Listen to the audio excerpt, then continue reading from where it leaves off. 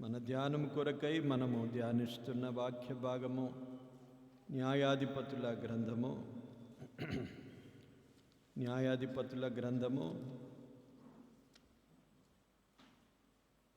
2వ అధ్యాయములో నుండి ఆ వాక్య భాగాన్ని చదివి ఇంకా ముందుకు మనము మరికొన్ని విషయాలు ధ్యానించుకుందాం. 2వ అధ్యాయము న్యాయాధిపతుల గ్రంథము 10వ వచనం నుండి కొన్ని వచనాలు చదువుతాను. ఆ తరము వారందరూ తమ పితరుల యొద్దకు చేర్చబడిరి.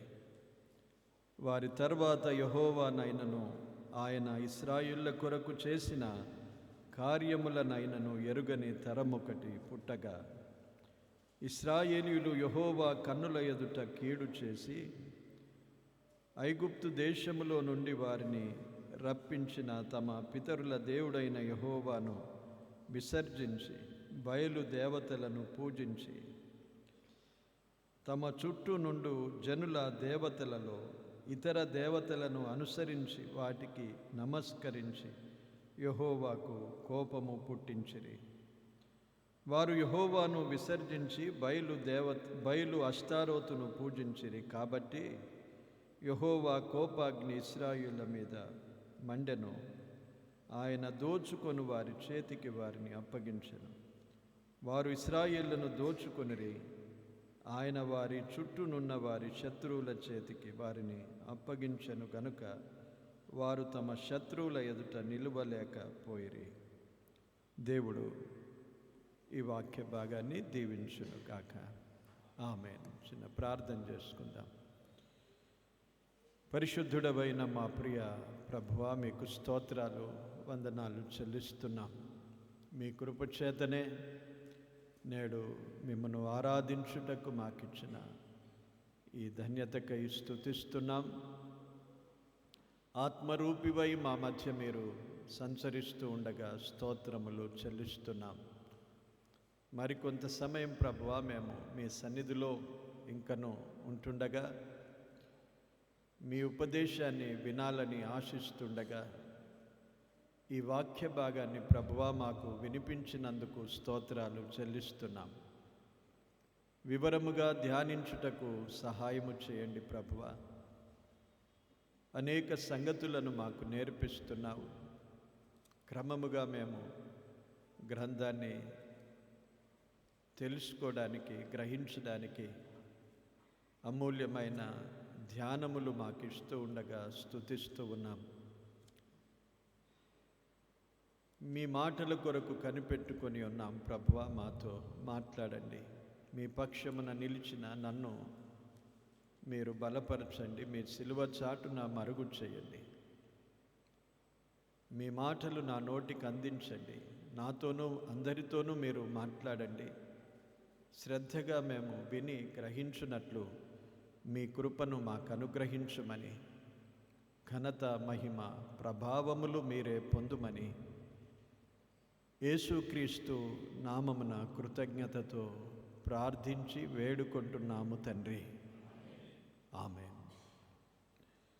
ప్రియులారా, మనము ధ్యానిస్తున్న ఈ వరుసలో ఇశ్రాయేలు ప్రజలు న్యాయాధిపతుల పరిపాలనలో వారు ఉంటున్నారు.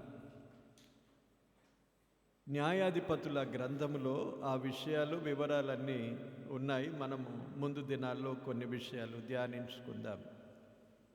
13 మంది న్యాయాధిపతులు పరిపాలించిన కాలము న్యాయాధిపతుల గ్రంథములో వ్రాయబడింది. ఆ తర్వాత మరికొందరు న్యాయాధిపతులుగా పరిపాలించారు. వారు యాజకులు, న్యాయాధిపతులుగా కూడా వారికి పరిపాలన అందించారు. వారు ఏలి, తర్వాత సమూయేలు 2 కుమారులు.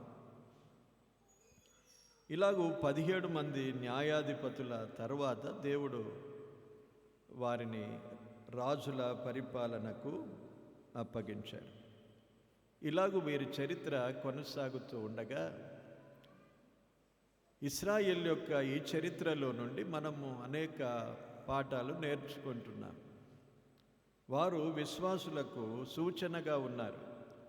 ఈరోజు ప్రభువైన యేసుక్రీస్తునందు విశ్వసించిన మనకు వారు సూచకంగా ఉండి వారి చరిత్రలో నుండి ఈనాడు మనము నేర్చుకోవడానికి దేవుడు అనేక ఆత్మీయమైన పాఠాలు వారి చరిత్రలో ఉంచాడు. వాటిని మనము ఆత్మ సహాయము ద్వారా నేర్చుకుంటున్నాం. ఆది కాండము నుండి మనం అలాగూ మొదలుపెట్టాము. ప్రతి గ్రంథములో ఉన్న క్లుప్తమైన వివరాలు మనము తెలుసుకున్నాం. ఏ గ్రంథములో ఏమున్నదో అని మీరందరూ ఇప్పుడు ఎరిగి ఉన్నారని నేను నమ్ముతున్నాను. సాధారణంగా ఒక్క మాట ఉంటే చాలు మన మనసులో.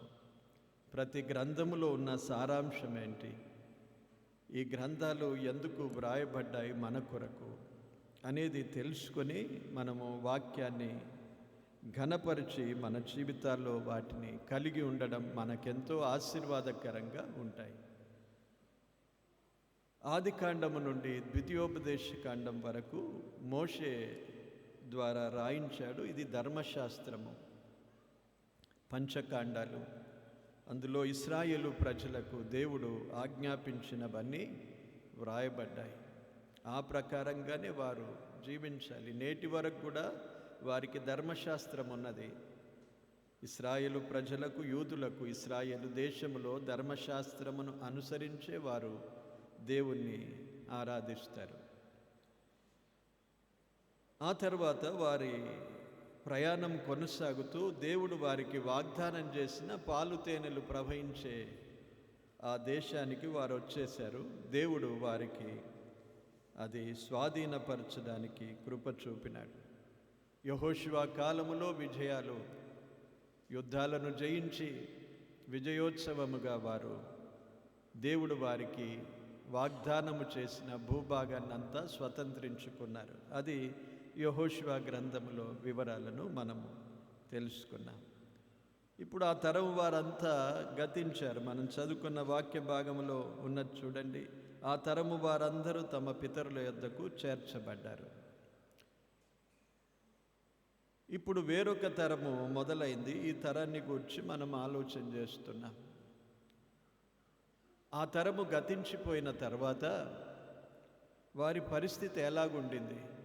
న్యాయాధిపతుల గ్రంథములో మనం చూస్తే వారు దేవునికి విరోధంగా జీవించడం, వారు ఓటమి పాలవడం, ఓడిపోవడం, ఇలాగూ దాదాపు 320 సంవత్సరాల కాలము న్యాయాధిపతుల ఈ గ్రంథములో ఉన్నది. 365 సంవత్సరాలు వారు అలాగూ ఓడిపోతూ బ్రతికారు.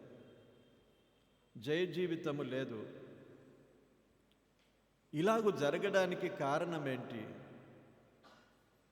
విజయాలతో జీవించిన వారు, శత్రువులను ఓడించి వెళ్ళగొట్టి వారి భూభాగాన్ని స్వాధీనం చేసుకున్నవారు ఎందుకు ఓడిపోవడం జరుగుతోంది అనేది మన ధ్యానం. మన జీవితాలకు అన్వయించుకుంటే మనం కూడా ఒకప్పుడు విజయాన్ని సాధించిన వారము, ఆ తర్వాత కొంతకాలము మనం ఓటమిలు రుచి చూస్తాం. ఓడిపోయే జీవితం, అన్నీ నష్టపరుచుకునే జీవితం, అన్నీ నష్టముగా మనకు కనిపించే జీవితాన్ని మనం చూసినప్పుడు ఇవన్నీ మనకు చాలా ప్రయోజనకరమైన పాఠాలు. ఇవి మనం పరిశీలన చేసుకొనవలసిన విషయాలు. ఎందుకు వారు ఓడిపోతూ వచ్చారు? ఓటమిల గ్రంథం అని దీనికి భక్తులు పేరు పెట్టారు. ఎందుకు ఓడిపోతున్నారంటే మొదట మనము గ్రహించాం, వారు యెహోవా మాట వినలేదు. దేవుని మాట వినకపోతే అపజయాన్ని రుచి చూస్తాం. మన జీవితాల్లో కూడా చాలా జాగ్రత్తగా ఉండాలి. దేవుని మాటయే మనకు చాలా ప్రాముఖ్యమైనది. ఆ మాట ఎక్కడి నుండి రాదు, కానీ ఈ గ్రంథము నుండే దేవుడు మనకిస్తున్నాడు. ఎక్కడి నుండో నన్ను దేవుడు దర్శించి మాట్లాడతాడు, నాకు మాట వినిపిస్తాడు అనడానికి లేకుండా సంపూర్ణంగా ఆయన మాటలన్నీ మనకు ఈ పరిశుద్ధ గ్రంథము ద్వారా దేవుడిచ్చాడు. ఈ మాటలే మనం అనుసరించాలి, ఈ మాటలే మనము ధ్యానించాలి. వారు మాట వినలేదు కాబట్టి ఓడిపోతూ వచ్చారు. రెండవది, వారు తమ తరానికి, మరో తరానికి ఒక తరం పుట్టుకొచ్చింది. ఏ తరం అది? యెహోవాను ఎరగని తరము అని రాయబడింది. యెహోవాను ఎరగకపోవడానికి కారణం ముందున్న తరం వారే. వారు తమ పిల్లలకు, తమ సంతానానికి యెహోవాను గురించి చెప్పలేదు. దేవుడైతే వారి ఎదుట అనేక సూచనలు ఉంచాడు దేశంలో. తరతరాలుగా అవి అక్కడే నిలిచి ఉండడం, తరతరాలుగా యెహోవాను మరిచిపోకుండా ఇవేంటి అని అడిగినప్పుడు వారు తెలియజేయడానికి కొన్ని సూచనలు, గుర్తులు దేవుడు నిలిపి పెట్టాడు. దేవుడు తన వంతు తాను తన కార్యాన్ని జరిగించాడు, కానీ వారు తమ పిల్లలకు చెప్పుకోలేకపోయారు. ఈ రోజుల్లో కూడా చాలా ఇలాంటి బలహీనతలు మనం కలిగి ఉన్నాం. మన పిల్లలకు చెప్పుకోలేకపోతాం. వారు చేసిందే సరే అనుకుంటాము, వారు అనుకున్నదే చేయనీయడానికి విడిచిపెడతాము. వారు ఎన్నో అబద్ధాలు చెప్తారు, మనకు ఎన్నో మోసపూరితమైన విషయాలు మనకు తెలియజేస్తారు. మీకు తెలుసా? మీరు యవనస్తులుగా ఉన్నప్పుడు మీ స్థితి ఎలాగుండిందో ఆలోచన చేసుకుంటే ఇవి సహజమే.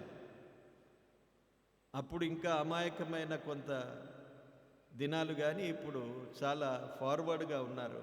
చిన్న పిల్లలు కూడా అబద్ధం ఆడడానికి, మోసపరచడానికి భయం లేకుండా మాట్లాడతారు.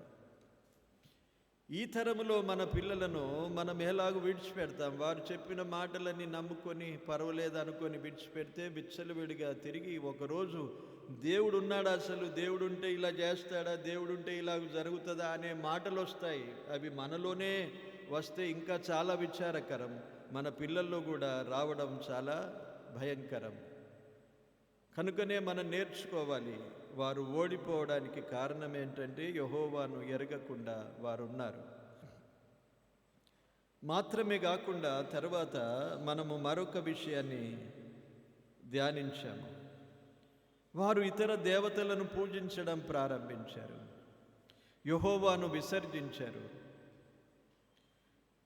తర్వాత ఒకటి చూడండి, యెహోవా కన్నుల ఎదుట కీడు చేశారు అని రాయబడింది ఇక్కడ 11వ వచనంలో. యెహోవా కన్నుల ఎదుట వారు కీడు చేస్తున్నారు. దేవుడు వారిని చూస్తున్నాడు. దేవుడు చూచేవాడు. ఈరోజు కూడా మనలను చూస్తున్నాడు. కీర్తనల గ్రంథంలో నీతిమంతుల మీద ఆయన దృష్టి నిలిపి ఉంచాడు అని రాయబడింది. మనం ఎవరో చూస్తారు, ఎవరో చూడరు, ఎవరో చూస్తారు అని మనుషులను బట్టి దాగుడు మూతలుగా మనము ఆడుతూ ఉంటాం. మన క్రియలు, మన పనులు మనం జరిగిస్తూ ఉంటాం. కానీ దేవుడు చూస్తున్నాడు అనేది ఎప్పుడైనా ఆలోచన చేస్తామా? అది మర్చిపోవద్దు ప్రియులారా. మర్చిపోయి మోసపోవద్దు. ఒక మనుషుడు చూచినా చూడకపోయినా మనకేమి తొందర ఉండదు. ఈ దినాల్లో మనుషులు చూసినా బహిరంగంగా తప్పులు చేసేవారు, ఇష్టానుసారంగా జీవించే తరం అయిపోయింది ఇప్పుడు. కిస్సే క్యా డర్నా అంటారు, ఎవరితో ఏం భయం నాకు అనుకుంటారు. అలాగూ మనకు లేక మనం మనుషులను బట్టి కాదు, దేవుడు మనలను చూస్తున్నాడు అనేది మనం మర్చిపోవద్దు. వారు యెహోవా కన్నుల ఎదుటనే కీడు చేస్తున్నారు. కీడు చేయుట మాని మేలు చేయమన్నాడు దేవుడు. మనకు చెప్పిన మాట ఏంటంటే కీడు చేయుట మానుకోవాలి, మేలు చేయాలి. చాలా మాటలు, చాలా వాక్యాలు ఉన్నాయి దాన్ని బట్టి. ఒక చోట అని చూపించరా, చాలా మాటలు సామెతల గ్రంథంలో ఉన్నది, తర్వాత పేతురు రాసిన పత్రికలో ఉన్నది, అపోస్తలుడైన పౌలు రాసిన పత్రికలో ఉన్నాయి. మేలు చేసే వారము, కీడు కాదు మనకు. కీడు చేయడం విశ్వాసుల పని కాదు. వారు యెహోవా కన్నుల ఎదుటనే కీడు చేస్తున్నారు. ఎంత భయంకరంగా మారిపోయారు వారు. తర్వాత మనము ఒక ఆలోచనలో కొనసాగుతున్నాం. ఏంటంటే దేవుడు ప్రత్యక్ష గుడారము వారి మధ్య ఉంచాడు. దాని సంగతి ఏంటి అని ఆలోచించినప్పుడు దాన్ని మనము వెతుకుతూ ఉంటే అది ఎక్కడ దొరికింది? న్యాయాధిపతుల గ్రంథం చూడండి, 18వ అధ్యాయం. ఎక్కడుందో దాని పరిస్థితిని మనం చూస్తున్నాం ఇప్పుడు. న్యాయాధిపతుల గ్రంథము 18వ అధ్యాయము చూడగా 31వ వచనములో చూడండి, దేవుని మందిరము అక్కడ కనిపిస్తుంది. న్యాయాధిపతుల గ్రంథములో దేవుని మందిరము షిలోహులో ఉన్న దినములన్నిటను వారు మీకా చేయించిన ప్రతిమను నిలుపుకొని ఉండిరి అని రాశాడు. షిలోహులో దేవుని మందిరం ఉన్నది. యెహోషువ గ్రంథములో కూడా చూసాము. యెహోషువ ఆ ప్రత్యక్ష గుడారాన్ని, దేవుని మందిరాన్ని ఎక్కడ నిలిపాడు? షిలోహులో నిలిపాడు. ఆ కాలం మట్టుకు వారు సేవించారు, దేవుణ్ణి సేవించారు వారు. యెహోషువ గ్రంథం ఆఖరి అధ్యాయములో ఉన్నది, ఆ తరం వారంతా యెహోవాను సేవించిరి. ఆ తర్వాత ఆ మందిరాన్ని గురించి ఎవరు పట్టించుకోలేదు. ఇక సేవ లేదు, యెహోవా సన్నిధి లేదు, దేవుని సన్నిధి లేదు, దేవుని ఆరాధన లేదు, బలులు లేవు. దేవుడు ప్రత్యక్ష గుడారాన్ని వారి మధ్య ఎందుకు ఉంచాడు? నిర్గమాకాండం 25వ అధ్యాయములో నేను మీ మధ్య నివసించున్నట్లుగా అని దేవుడు కోరుకున్నాడు. వారు కోరుకొని దేవుణ్ణి రమ్మనలేదు.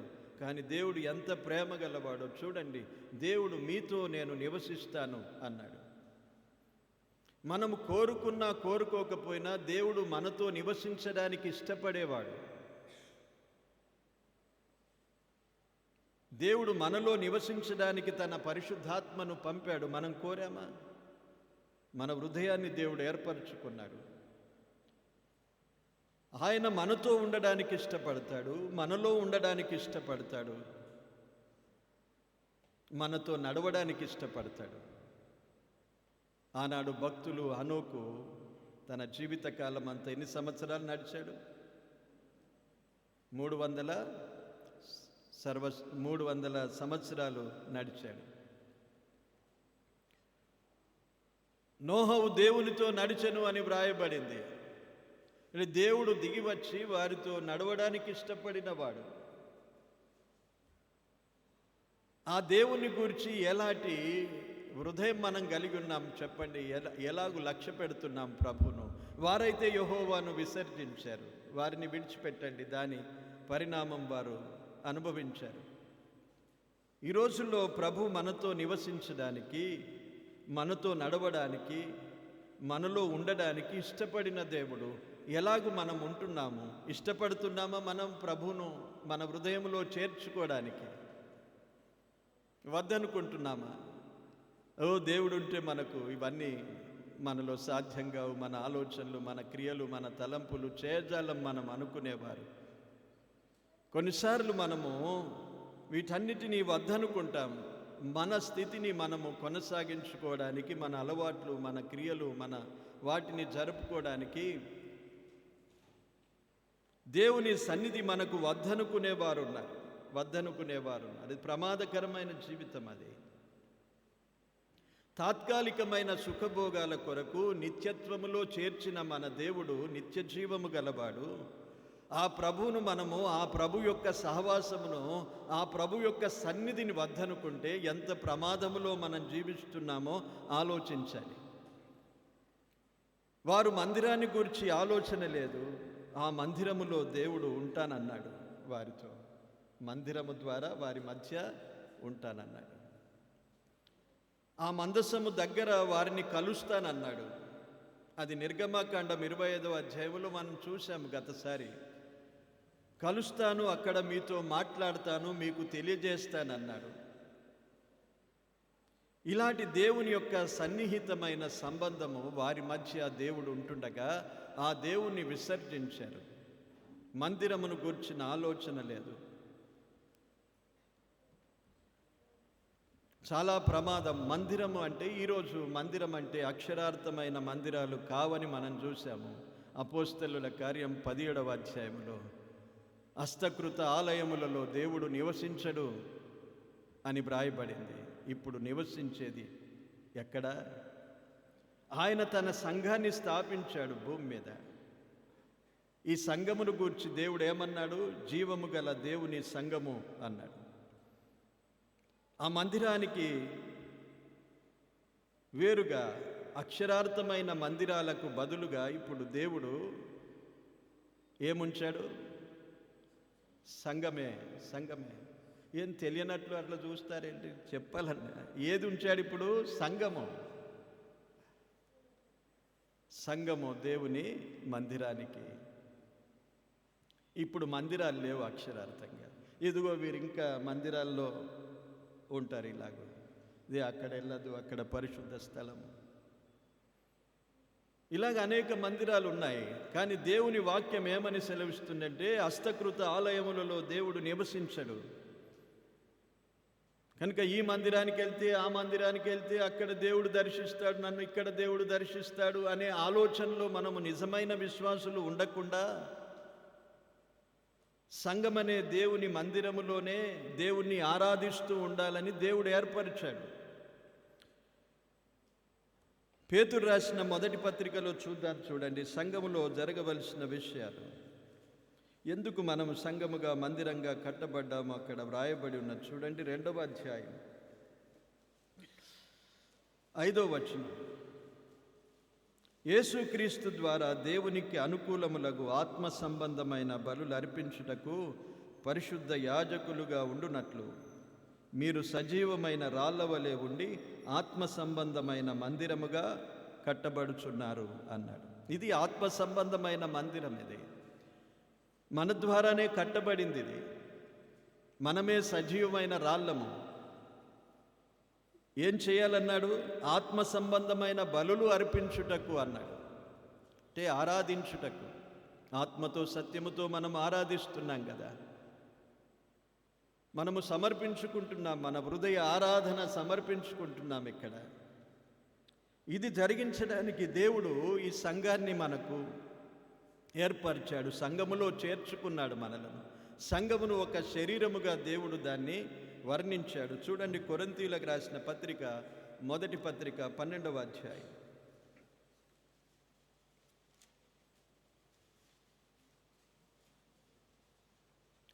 27వ వచనం చూడండి. అటువలే మీరు క్రీస్తు యొక్క శరీరమై ఉండి వేరువేరుగా అవయవములై ఉన్నారు, మరియు దేవుడు సంఘములో అన్నాడు. ఆ తర్వాత సంఘాన్ని గురించి, అంటే సంఘాన్ని గురించి ఎఫెసీ పత్రికలో కూడా ఆయన శరీరము సంఘం అన్నాడు. దానికి శిరస్సు ప్రభువైన యేసుక్రీస్తు అన్నాడు. ఆ శరీరములో మనలను అవయవములుగా దేవుడు వేరువేరు అవయవములుగా ఏర్పరచుకున్నాడు. కనుక ఈ సంఘమనే ఈ శరీరములో మనమున్నాము, ఒక అవయవములుగా దేవునికి ఉన్నాము, పనివారంగా ఉన్నాము. ప్రతి అవయవానికి ఒక పని ఉంటుంది కదా.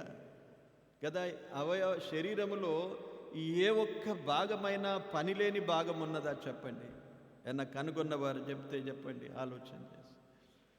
ఈ శరీరములో ఒక చిన్న భాగం కూడా ప్రతిదానికి ఒక పని దేవుడు ఏర్పరిచాడు. ఇక్కడ రాశాడు చూడండి, ఈ అధ్యాయములో రాశాడు, ప్రతిదానికి ఒక పని దేవుడు ఏర్పరిచాడు. 18వ వచనం చూడండి. అయితే దేవుడు అవయవములలో ప్రతిదానిని తన చిత్త ప్రకారము శరీరములో ఉంచెను అన్నాడు. కనుక ఇలాగూ మనము సంఘమనే శరీరములో ఉన్నవారం. ఈ సంఘములో దేవుని యొక్క ఆరాధన జరగాలి. అది బలులు అర్పించబడడం, ఆత్మ సంబంధమైన బలులు అన్నాడు. అది ఆరాధనకు సూచన. ఈరోజు మనము మందిరాలను గురించి ఆలోచన చేయకూడదు, అక్షరార్థమైనవి. సంఘమును గురించిన ఆలోచన దేవుడు మనకుంచాడు. ఆనాడు వారు మందిరాన్ని విసర్జించారు, దేవుని సన్నిధిని విసర్జించారు. దేవుని సన్నిధిని విసర్జించడం మాత్రమే కాకుండా దేవుని సన్నిధిలో వారు కీడు చేయడం మొదలుపెట్టారు. కీడు చేయడం మాత్రమే కాకుండా ఆ తర్వాత పనేంటి? వారు అన్య దేవతలను పూజించడం ప్రారంభించారు. ఇవన్నీ ఎంత వేరుగా దేవుని చిత్తానికి వేరుగా వారు చేస్తూ వచ్చారు. మనము గత దినాల్లో అన్నీ ధ్యానించాము. మందిరం ఎందుకు, వారు ఎలాగుండాలి, వారికి దేవుడిచ్చిన ఆజ్ఞలేంటి. వారు ఆ దేశాన్ని స్వాధీనపరుచుకున్న తర్వాత అక్కడ ఎలాగు వారు దేవుణ్ణి ఆరాధించాలి పురుషులకు ఆజ్ఞాపించాడు, సమాజం అంతటికి ఆజ్ఞాపించాడు. ఇవన్నీ వారు మర్చిపోయి యెహోవాను విసర్జించిన వారై దేవుని మందిరమునే విసర్జించి ఒక విగ్రహాన్ని నిలుపుకున్నారు. అక్కడ 10 ఆజ్ఞలలో మొదటి ఆజ్ఞ ఏంటి? నేనే దేవుడను కదా, నేను తప్ప వేరే దేవుడు మీకుండకూడదు. వారేం చేశారు? ఆ దేవుణ్ణి విసర్జించారు, వేరే విగ్రహాన్ని దేవుడుగా పూజిస్తున్నారు. ఎంత భయంకరమైన స్థితికి దిగజారిపోయారు. ఈరోజు మనం అందరము మన ప్రభువైన యేసుక్రీస్తు ద్వారా దేవునికి కుమారులుగా స్వీకరించబడి ఆయన పిల్లలంగా మనము జీవిస్తున్నాము. ఆయన శరీరములో ఒక అవయవములుగా మనము దేవుని చేత ఏర్పరచబడ్డాము. ఆయన సంఘములో, సంఘమనే ఆయన మందిరములో మనం ఉన్నాము. ఆరాధిస్తున్నామా? మరి మందిరం ఉన్నది, సంఘం ఉన్నది అక్కడ, కానీ ఆరాధన లేదు వారికి. సంఘం ఉన్నది కానీ వారి సహవాసము లేదు సంఘముతో. ఈరోజు మనము ఏ స్థితిలో ఉన్నామో అనేదానికి చాలా మనము పరిశీలన చేసుకోవాలి. వారు ఎందుకు ఓడిపోతూ వచ్చారు? వారు జయ జీవితాన్ని జీవించలేకపోయారు. దేవుడే వారిని బాధించు వారికి అప్పగించేశాడు. దేవుడే వారిని శత్రువుల చేతికి అప్పగించేశాడు. దేవుడే వారికి శత్రువు అయిపోయాడు. కారణమేంటి? దేవుని యొక్క మందిరాన్ని వారు విసర్జించారు. సంఘమును గూర్చిన ఆలోచన మనం ఎలాగో, సహవాసమును గూర్చిన ఆలోచన ఎలా కలిగి ఉన్నాం? సంఘం అంటే ఒక్కొక్కరికి ఒక అవగాహన ఉండి ఉంటుంది మనలో. అందరూ కలుస్తారు, అక్కడ సంతోషంగా ఉంటుంది, కలిసి వెళ్ళిపోదాం అనే ఆలోచన లేకపోలేదు చాలామందికి. ఉంటుంది, కానీ అది మాత్రమే కాదు. అక్కడ అందరితో కలుస్తాము, సంతోషిస్తాము, అది మంచిదే కాదని నేను అనను. కానీ అక్కడ సంఘము దాని కొరకే కాదు మనం వెళ్ళేది. వారు లేకపోతే నేను వెళ్ళను అనుకునేది కాదు. ఫలాని వారు ఉంటే నేను పోతాను అనుకునేది కాదు. సంఘము జీవము గల దేవుని సంఘము అన్నాడు. సంఘము అన్నాడు, దేవుని సంఘం.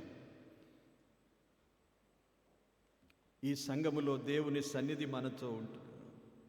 దేవుని ఆరాధించే భాగ్యం మనకు దేవుడిచ్చాడు. నన్ను జ్ఞాపకము చేసుకోమని దేవుడు మనకు సెలవిచ్చాడు. కనుక ఈ సంఘ ఆరాధన ఎలాగూ జరుగుతుంది? ఆత్మ సంబంధమైన బలులు మనం అర్పిస్తున్నామా?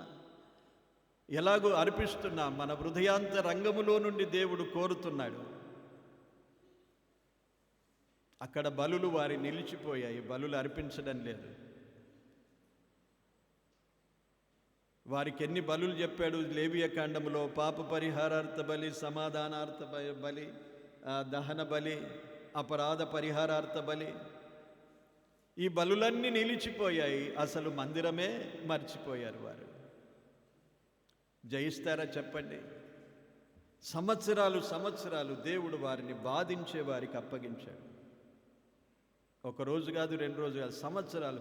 ఈ చూడండి, న్యాయాధిపతుల గ్రంథాన్ని మనం చదువుతూ వెళ్తే సంవత్సరాలుగా వారు బాధించే వారి చేతికి అప్పగించబడ్డారు, శత్రువుల చేతికి అప్పగించబడ్డారు. 320 సంవత్సరాలు అలాగూ జరిగింది. దేవుని మందిరాన్ని, దేవుని మందసాన్ని విసర్జించిన వారు ఎన్నడూ జయ జీవితాన్ని జీవించలేరు. ఆ తర్వాత సౌలు రాజును మనం చూసినట్లయితే తన పరిస్థితి కూడా అలాగే జరిగింది. చూడండి, మనము దినవృత్తాంత గ్రంథములో ఒక వాక్య భాగాన్ని చదువుకుందాం. దినవృత్తాంతములో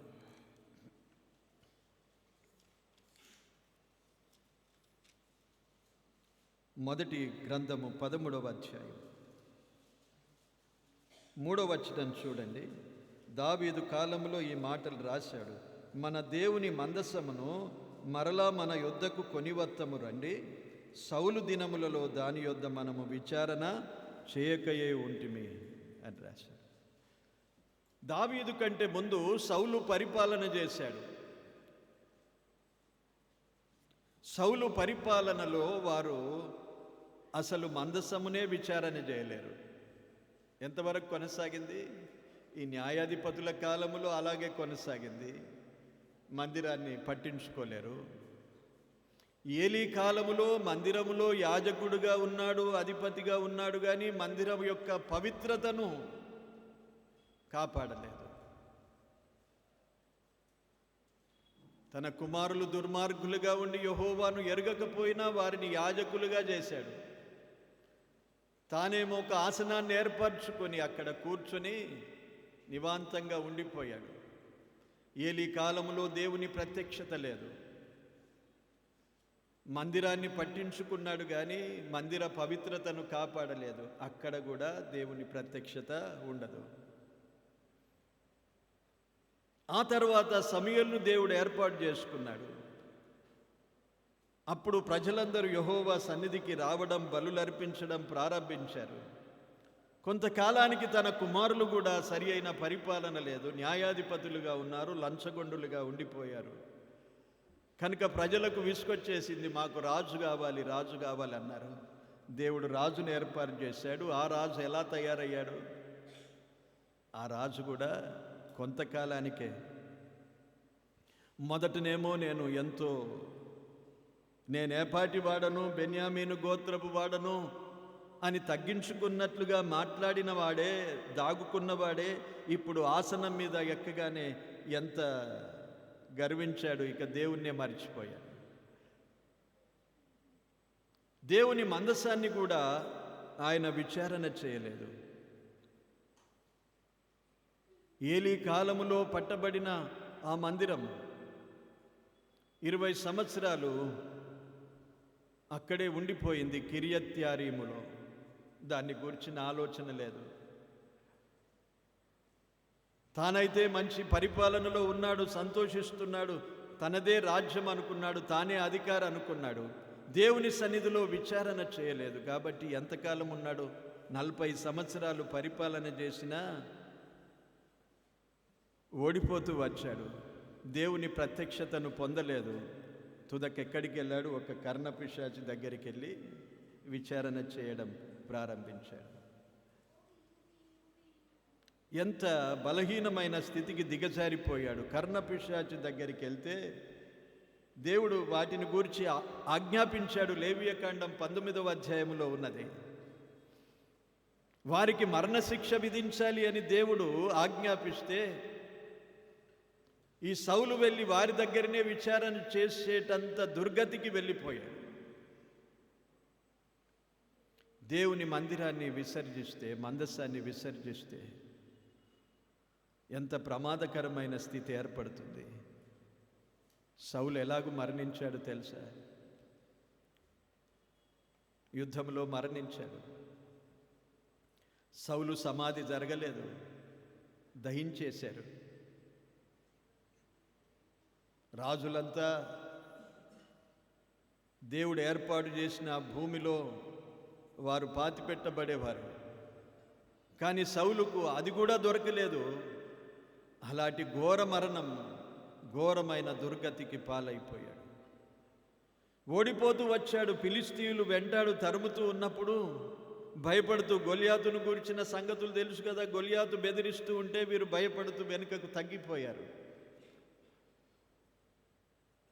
కారణం, అతని జీవితంలో కూడా మందసాన్ని విసర్జించాడు. మందిరాన్ని విసర్జించాడు. ఇశ్రాయేలు ప్రజలు కూడా మందిరాన్ని విసర్జించారు. దాన్ని లక్ష్య పెట్టలేదు. సంఘమును గూర్చిన ఆలోచన లేదు, సహవాసమును గూర్చిన ఆలోచన లేదు, ఆరాధనను గూర్చిన ఆలోచన లేదు. ఇలాగూ ఎలాంటి స్థితిలో మనం ఉన్నామో ఆలోచించుకోవాలి. దాని మీదనే మన ఓటమి, విజయం ఆధారపడి ఉన్నది. దేవుని మాట వింటున్నావా? ఒక పరిశీలన. నీ కుటుంబములో నీ వచ్చే తరానికి దేవుని గురించిన ఆలోచనలు చెప్తున్నావా? దేవుని సంఘమును గురించిన ఆలోచన నీకున్నదా? సహవాసమును గురించి ఆలోచన? ఎలా విజయాలను సాధిస్తాను? అందుకే అపోస్తలుడైన పౌలు సంఘమును గురించి చాలా చాలా ఖచ్చితంగా చెప్పాడు. చూడండి, తిమోతికి రాసిన పత్రికలో, తిమోతికి రాసిన పత్రిక 1వ అధ్యాయం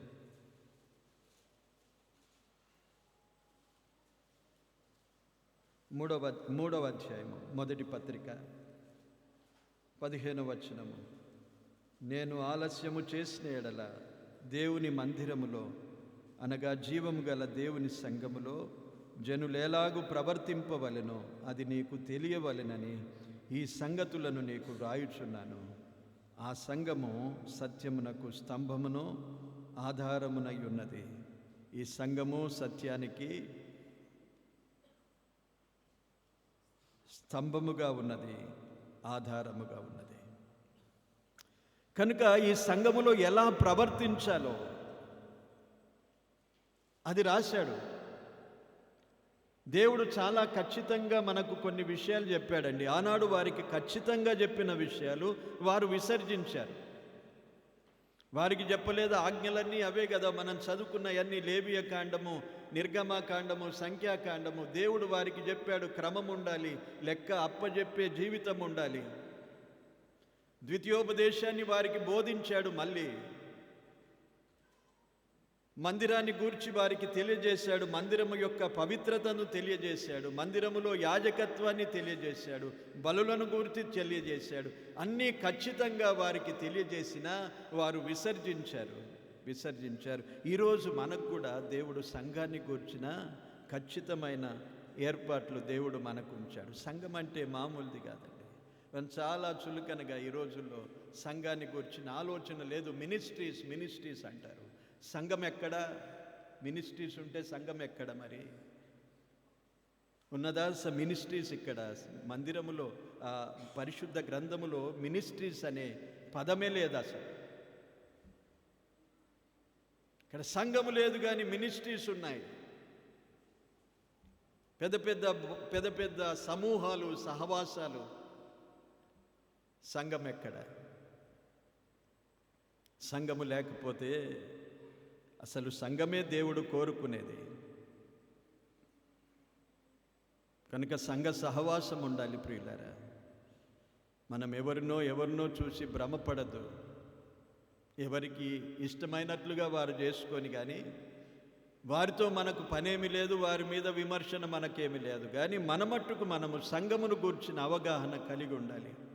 ఇది జీవము గల దేవుని సంఘము, దేవుడు తన స్వరక్తమిచ్చి సంపాదించిన సంఘమని అపోస్తలుల కార్యం 20వ అధ్యాయం 28వ వచనములో రాశాడు. ఈ సంఘములో జనులు ఎలాగూ ప్రవర్తించాలి? సంఘము కదా ఇష్టమైనట్లుగా, ఎవరి ఇష్టము వారిది అన్నట్లుగా కాదు. సంఘములో దేవుడు జనులు ఎలాగూ ప్రవర్తన చేయాలి, ఎలాగూ ప్రవర్తించాలి అని ఈ పత్రికల్లో చాలా వివరాలు రాశాడు. స్త్రీలను గూర్చి రాశాడు, వృద్ధులను గూర్చి రాశాడు, యవనస్తులను గూర్చి రాశాడు, ఆ తర్వాత పెద్దలను గూర్చి రాశాడు, పరిచారకులను గూర్చి రాశాడు. అన్ని వివరాలు ఈ తిమోతి పత్రికలో చాలా చక్కగా వ్రాసి ఉంచాడు. జనులు ఎలాగూ ప్రవర్తించాలి. పేతురు రాశాడు ఒక్కటే మాట, దేవుడు పరిశుద్ధుడు గనుక మన ప్రవర్తన విషయంలో పరిశుద్ధంగా ఉండాలి. సంఘానికి దేవుడు ఏమని పిలుపునిస్తున్నాడు చూడండి. పరిశుద్ధ సంఘము అన్నాడు. సంఘాన్ని కూడా పరిశుద్ధ సంఘము. సంఘములో పరిశుద్ధతను కాపాడుకోవాలి. ఏలీ పరిశుద్ధత కాపాడలేదు గనుక దేవుని ప్రత్యక్షత వారికి రాలేదు. మందసాన్ని తీసుకొని పోయారు యుద్ధ భూమికి. ఏం చేశారు వారు? మందసాన్ని తీసుకొని ఫిలిస్తీయులతో యుద్ధం జరుగుతున్నప్పుడు ఓడిపోతున్నారు. ఓడిపోతే వారికి ఒక ఆలోచన వచ్చింది, ఆ మందసాన్ని తీసుకొని వెళ్ళిపోదాము ఆ యుద్ధ భూమిలోనికి అనుకున్నారు. ఆ మందసాన్ని తీసుకుపోతే మనకు విజయము దేవుడు ఇస్తాడు అనుకున్నారు వారు. ఆ మందసాన్ని చూసి ఫిలిస్తీయులు భయపడ్డారు. వీరు కేకలు వేసేసరికి వారు భయపడ్డారు. అయ్యో దేవుడే వారి దండులోనికి దిగి వచ్చినాడేమో అనుకొని భయపడ్డారు. కానీ ఈ మందసాన్ని తీసుకుపోయినా వారికి విజయం రాలేదు. కారణం ఏంటంటే వారు పరిశుద్ధతను కాపాడుకోలేదు. మందసాన్ని ఎక్కడంటే అక్కడ తీసుకొని వెళ్ళడానికి దేవుడు ఏర్పాటు చేశాడా?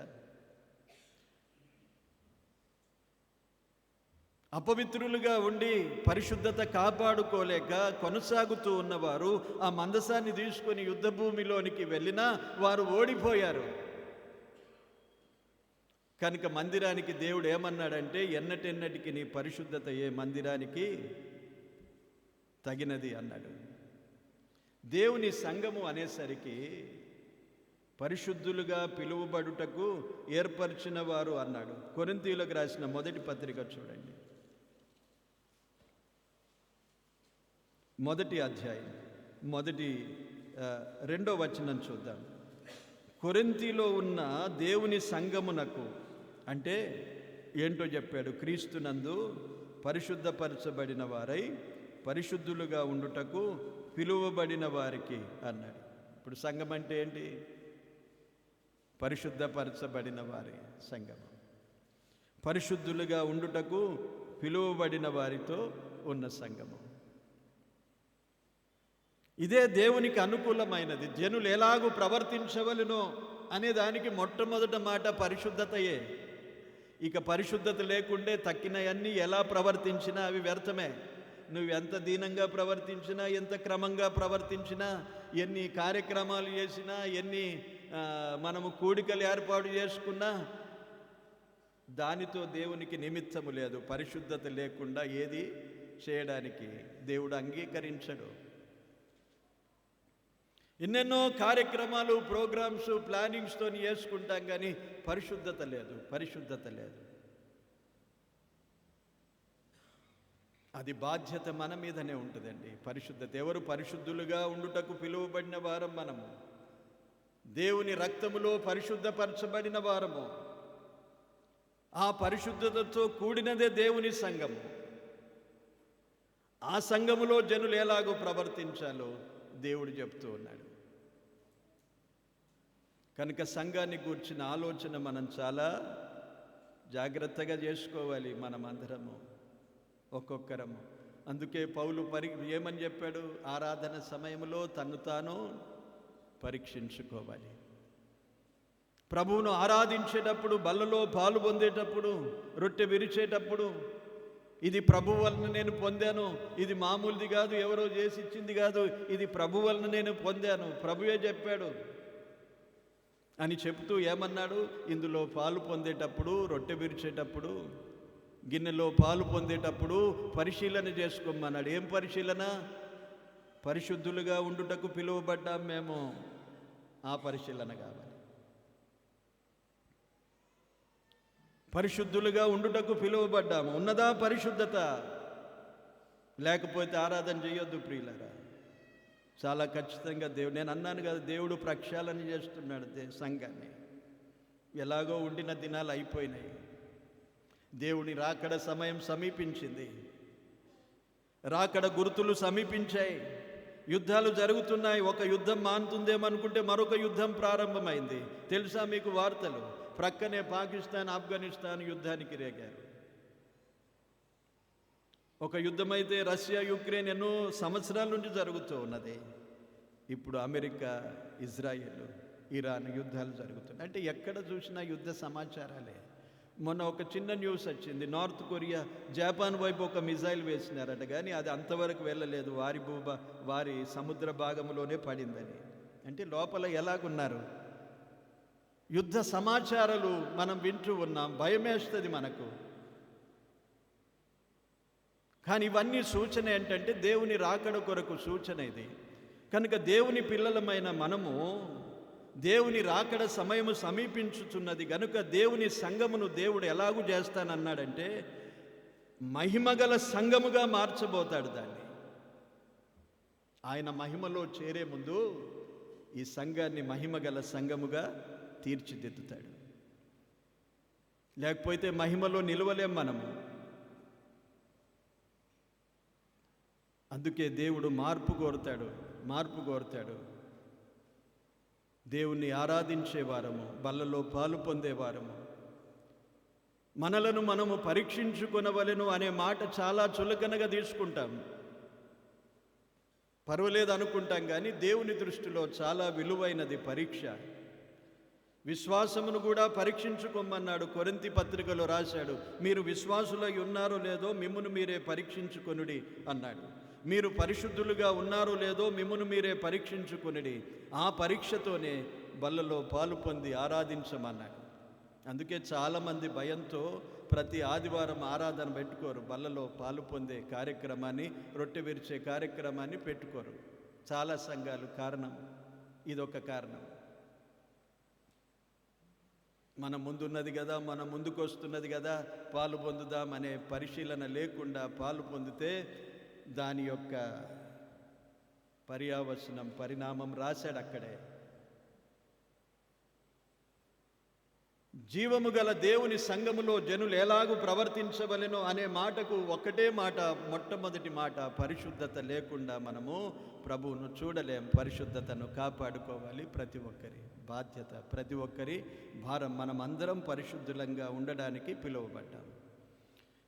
ఎవరిని పరిశీలించడానికి లేదు గనుక మనలను మనమే పరీక్షించుకోమని చెప్పాడు వాక్యంలో. పరిశీలించేవాడు దేవుడు, ఆయన హృదయాన్ని పరిశీలిస్తాడు అని వ్రాయబడింది. కనుక మందిరమును గూర్చిన ఆలోచన కలిగి ఉండాలి. మందిరాన్ని విసర్జించొద్దు. మందిరానికి ప్రతిగా వారు ఒక దేవతను పెట్టుకున్నారు. అంటే మందిరము పక్క ఒక దేవతను పెట్టుకున్నారు. వారికి ఏది ప్రాముఖ్యము? విగ్రహం ప్రాముఖ్యము. మందిరాన్ని విసర్జించి వారు విగ్రహం వైపు ఆకర్షింపబడ్డారు. దేవుని సహవాసమును విడిచి దేని వైపు ఆకర్షించబడ్డావో అదే నీ విగ్రహము నీ జీవితంలో. దేవుని మందిరాన్ని, దేవుని సహవాసమును విడిచిపెట్టి దేని వైపు ఈరోజు ఆకర్షించబడుతున్నావో అదే నీ జీవితములో ఒక విగ్రహముగా నిలిచిందని ఆలోచన చేయి. ఆ విగ్రహాన్ని తొలగించుకోండి. దేవుని మందిరమే మనకు ముఖ్యం. దేవుని మందిరమే మనకు ముఖ్యం. దేవుని సంఘమే మనకు ప్రాముఖ్యం. ఇశ్రాయేలు ప్రజల ఓటమికి కారణాలు, వారి పరిస్థితులకు కారణాలు ఇవే. మందిరాన్ని విసర్జించారు, అన్య దేవతలను పూజించారు, కీడు చేయడం ప్రారంభించారు, విచ్చలవిడిగా ప్రవర్తించారు. ఆ దినములలో వారికి రాజు లేడు, రాయబడింది చూడండి. వారి ప్రవర్తన కూడా వ్రాయబడింది. ఎలా ఎవరికి ఇష్టం వచ్చినట్లుగా వారు ఉన్నారనే విషయాన్ని అక్కడ వాక్యంలో చూద్దాం. చూడండి, న్యాయాధిపతుల గ్రంథం చూడండి, ఆఖరి అధ్యాయం ఆఖరి వచనములో చూడండి. అక్కడే ఉన్నది, మరొక చోట కూడా 2 చోట్ల ఉన్నాయి. ఆ దినములలో ఇశ్రాయేలుకు రాజు లేడు, ప్రతివాడును తన ఇష్టానుసారముగా ప్రవర్తించుచుండెను. ఎవరికి ఇష్టం వచ్చినట్లుగా వాడు ప్రవర్తిస్తున్నాడు. రాజు లేడు, అధికారి లేదు, దేవుడు లేడు, ఆరాధన లేదు, మందిరము లేదు. ఇలాంటి పరిస్థితులలో వారు ఓడిపోతూ నలిగిపోతున్నారు. ఆలోచించండి, మనం ఎలా విజయాలను సాధించాలి? దేవుడు వారి పక్షమున ఉండి విజయమిచ్చినవాడు. ఆ భూభాగాన్నంతా వారు స్వాధీనపరుచుకున్నారు. ఎలా స్వాధీనపరుచుకున్నారు? యెహోషువ ఆఖరి 2 అధ్యాయాల్లో వారికి చెప్పాడు, మీరు కాదు, మనము కాదు, ఈ దేవుడే మన పక్షమున మనకిచ్చాడు, కందిరీగలను పంపాడు అనే వాక్యాన్ని చదువుకున్నాం మనం. కనుక దేవుడే మన పక్షమున ఉండాలి, దేవుడు మనతో ఉండాలి, దేవునితో మనం ఉంటేనే జయిస్తాము అనే విషయాన్ని ఖచ్చితంగా వారికి చెప్పాడు. మోషే చెప్పాడు వారికి. కానీ వారితో దేవుడు లేడు. ఈ రోజుల్లో దేవుడు మనతో ఉండాలి, ఉంటేనే జయిస్తాం మనం. విశ్వాసులకు దేవుడే ఆధారం అండి. అన్య జనాంగమును గురించి మనం ఆలోచన చేయడం లేదు. మనము దేవుని ప్రజలము గనుక దేవుడు మనలో ఉండాలి, మనతో ఉండాలి. అప్పుడే మనము జయిస్తూ వెళ్ళిపోగలుగుతాం, ముందుకు సాగిపోగలుగుతాం. మన జీవన విధానాన్ని మనం మార్చుకోవాలి. దేవుడు మనతో ఉండులాగున మన జీవితాలను క్రమపరుచుకోవాలి. ఏలీవలే ఆ మందిరాన్ని అపవిత్రపరిస్తే దేవుడు వారి మధ్య ఉండడు. ఒక మందసములాగా, ఒక వస్తువులాగా ఉండిపోయింది మందసం. కానీ ఆ మందసములో ప్రభావము లేదు. ప్రభావము వెడిలిపోయెను అని మాట చూస్తాము. ఇశ్రాయేలు నుండి ప్రభావము వెడిలిపోయింది అన్నాడు. దేవునికి అనుకూలంగా హృదయాలను మార్చుకోవాలి.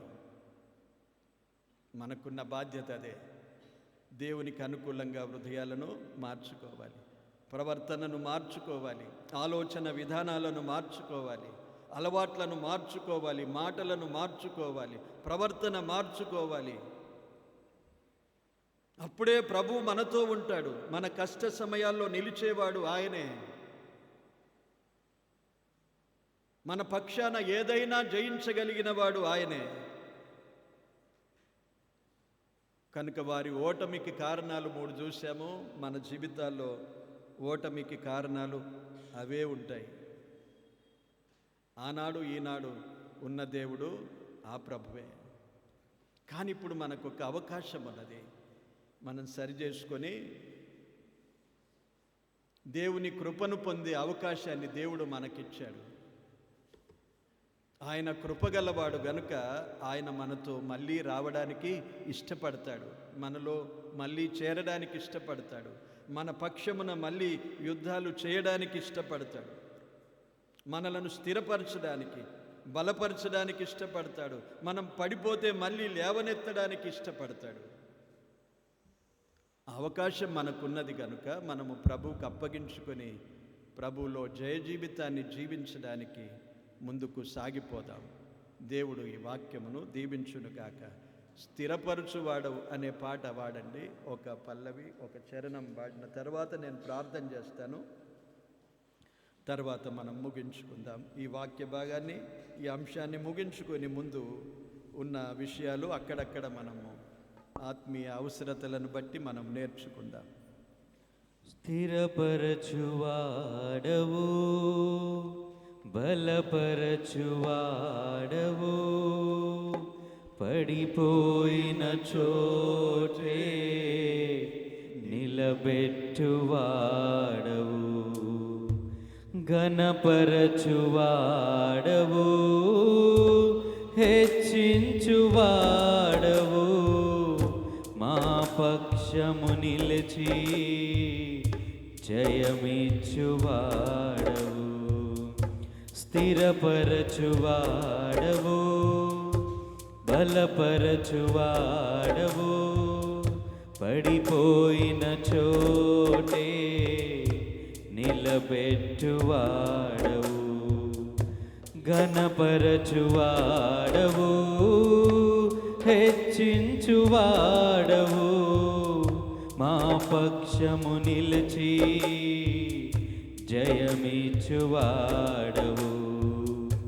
ఏమైనా చేయగలవు, కథ మొత్తం మార్చగలవు, నీ నామముకే మహిమంతా తెచ్చుకొందువు. ఏమైనా చేయగలవు, కథ మొత్తం మార్చగలవు, నీ నామముకే మహిమంతా తెచ్చుకొందువు. యేసయ్యా, యేసయ్యా, నీకే నీకే సాధ్యము. యేసయ్యా, యేసయ్యా, నీకే నీకే సాధ్యము.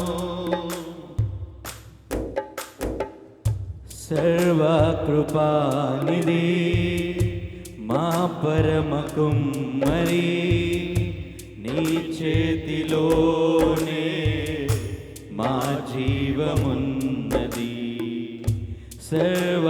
సర్వకృపానిధి మా పరమ కుమ్మరి, నీ చేతిలోనే మా జీవమున్నది.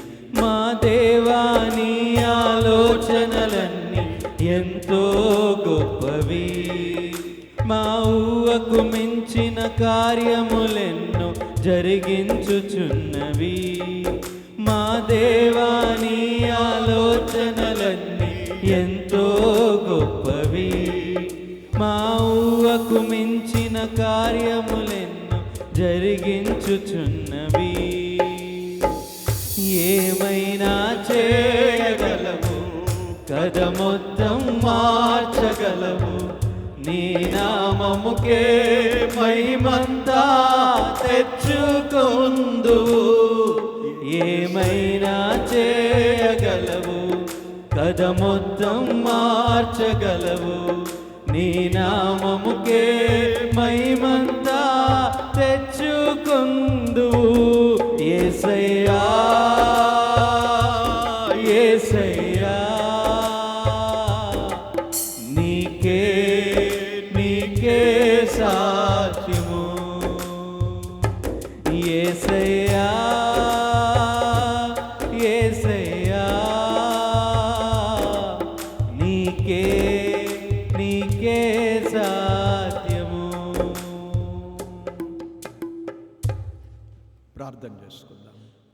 ప్రేమగల మా ప్రియ ప్రభువా, మీకు స్తోత్రాలు వందనాలు చెల్లిస్తున్నాం. మీ మహాకృప చేతనే ఈ పునరుత్థాన దినమందు సంఘముగా కూడి మిమ్మల్ని ఆరాధించుటకు మాకందరికీ ఇచ్చిన ఈ ధన్యతకై స్తుతిస్తున్నాం. అందరినీ దీవించండి ప్రభువా. ఇదిగో వాక్య ఉపదేశము ద్వారా మాకు హెచ్చరించిన మీ మాటలను బట్టి స్తుతిస్తున్నాం. ఆనాడు ఇశ్రాయేలు ప్రజలు ప్రభువా మరి ఓడిపోతున్న స్థితిని మేము ధ్యానిస్తుండగా 3 మాటలు మా హృదయములో ఉంచావు. మీ మాట వినలేదు వారు, వారి తరానికి మిమ్మల్ని గూర్చి చెప్పలేదు. మందిరాన్ని విసర్జించారు, ప్రతిగా ఒక ప్రతిమను నిలుపుకున్నారు. ఎంతో దౌర్భాగ్య స్థితికి దిగజారిపోగా శత్రువుకు అప్పగించబడ్డారు, బాధించు వారికి అప్పగించబడ్డారు. దేవా, మా ప్రియ ప్రభువా, ఇందులోని అనేక సంగతులను మాకు పాఠముగా నేర్పిస్తూ మా జీవితాలను పరిశీలించుకోవడానికి మీ కృపను మాకు అనుగ్రహించినందుకు స్తుతిస్తున్నాం. మా జీవితాల్లో కూడా ఎన్నో ఓటమిలు మేము చూస్తున్నాం ప్రభువా. ఓడిపోయిన జీవితాలు, బాధపడుచున్న జీవితాలు ప్రభువా, మేము ఎన్నో ఎన్నో పర్యాయాలు ప్రభువా దుఃఖపడుచున్న పరిస్థితులు, మేము గెలవలేని మా పరిస్థితులు, మేము సహించలేని వ్యాధులు, ఇలాగూ శరీరములోనూ పరిస్థితులు మాకుంటుండగా వీటన్నిటిని బట్టి మీ సన్నిధిలో ప్రార్థిస్తున్నాం. మాలో ఉన్న లోటుపాట్లను దిద్దుకొని క్రమపరుచుకొని ప్రభువా మీకు అనుకూలంగా జీవించడానికి కృపను అనుగ్రహించండి. వారు మొరపెట్టగా మీరు వారికి రక్షకుణ్ణి అనుగ్రహించావు ప్రభువా, మీకు స్తోత్రాలు. ఎంత దయగల ప్రభుడవు నాయనా. నేడు మా రక్షకుడు మా ప్రభు అయిన యేసుక్రీస్తును మాకు అనుగ్రహించారు. నిరంతరము మాతో ఉండుటకు ప్రభువా, సదాకాలము మీతో కూడా ఉంటానని వాగ్దానము చేసిన ప్రభువా, మీకు స్తోత్రాలు చెల్లిస్తున్నాం. మీ కృపను మాకు అనుగ్రహించండి. మమ్మను గూర్చి మేము ఆలోచన చేసుకొని సరిచేసుకొని సంఘమును గూర్చిన ఆలోచన, మీ సన్నిధిని గూర్చిన ఆలోచన ప్రభువా మేము కలిగి ఎడతెగకుండా మిమ్మను ఘనపరచు వారముగా ఉండునట్లు మీ కృపను అనుగ్రహించమని వేడుకొంటున్నాం. పడిపోయిన స్థితిలో ఉంటే లేపండి నాయన. అస్థిరమైన జీవితాలుంటే స్థిరపరచండి. బలహీనులంగా ఉంటే బలపరచండి. స్థిరపరచువాడవు, బలపరచువాడవు మీరే తండ్రి. మీకు స్తోత్రాలు చెల్లిస్తున్నాము. విన్న వాక్యమంతా హృదయంలో ఫలించున్నట్లుగా దీవించమని ప్రార్థిస్తున్నాం. అందరికీ మంచి ఆరోగ్యాలనివ్వండి. ప్రతి అవసరతలు అక్కర్లు తీర్చండి ప్రభువా. ఇప్పుడు తిరిగి మా గృహాలకు మేము విడివిడిగా వెళ్చుండగా మా ప్రయాణాల్లో తోడై ఉండండి. క్షేమంగా నడిపించండి, దీవెనలతో పంపండి. వారమంతా మీ యందు మేము ఆనందిస్తూ ఉండునట్లు పనులలో, ప్రయాణాల్లో, ప్రతి విషయములో అందరికీ తోడయుండుమని ఘనత, మహిమ, ప్రభావములు మీకే చెల్లిస్తూ యేసుక్రీస్తు నామమున కృతజ్ఞతతో ప్రార్థించి వేడుకుంటున్నాము తండ్రి. ఆమేన్. వందనాలు.